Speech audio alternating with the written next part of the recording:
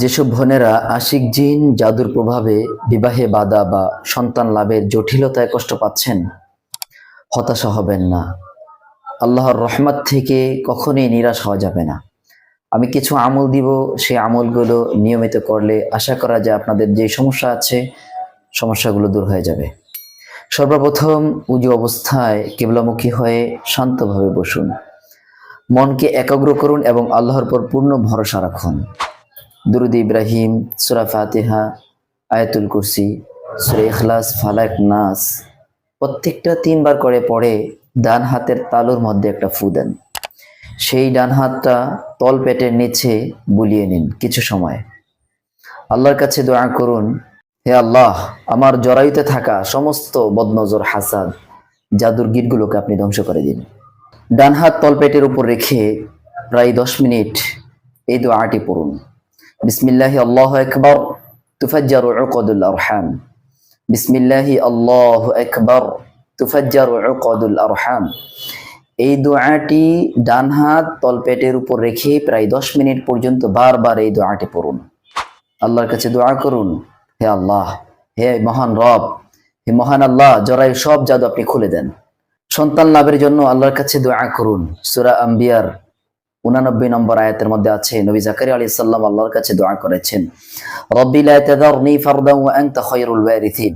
হে আমার রব, আমাকে একা রেখো না, তুমি সর্বোত্তম উত্তরাধিকারী। ইব্রাহিম আলাইহিস সালাম আল্লাহর কাছে দোয়া করেছেন।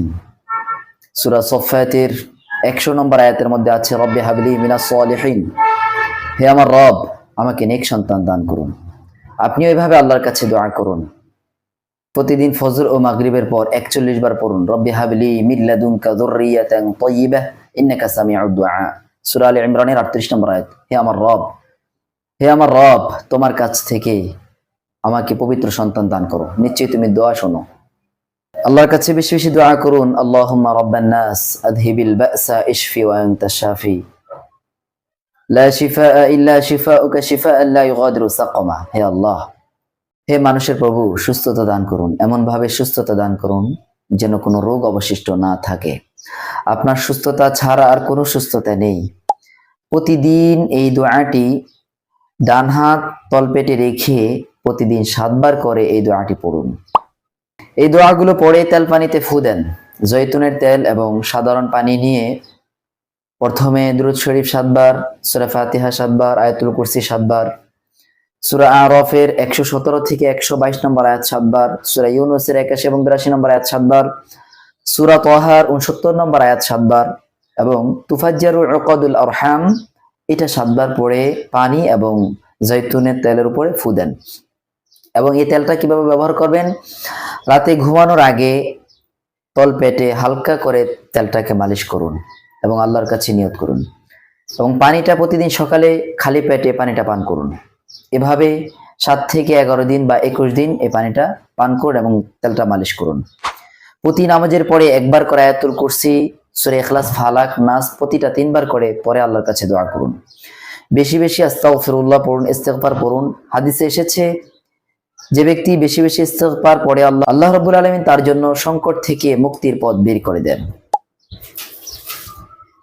সামর্থ্য অনুযায়ী দান সদকা করুন। সদকা বালা মুসিবত দূর করে। নিয়মিত ঘরে সূরা বাকারা তেলাওয়াত করুন। নিয়মিত তাহাজ্জুদ নামাজ পড়ে আল্লাহর কাছে কান্নাকাটি করুন, কারণ রাতের শেষ তৃতীয়াংশে আল্লাহ রাব্বুল আলামিন বান্দাটাকে সাড়া দেন। মনে রাখবেন, শিফা একমাত্র আল্লাহ তাআলার পক্ষ থেকেই আসে। শিরকি পদ্ধতি থেকে সম্পূর্ণ দূরে থাকুন। আমরা শুধুমাত্র কোরআন সুন্নাহর উপায় অবলম্বন করি। ভরসা রাখি কেবলমাত্র, ভরসা রাখবেন শুধুমাত্র আল্লাহ তাআলার উপর। উপকার মনে হলে শেয়ার করে অন্য ভাইদের কাছে ভিডিওটি শেয়ার করতে পারেন।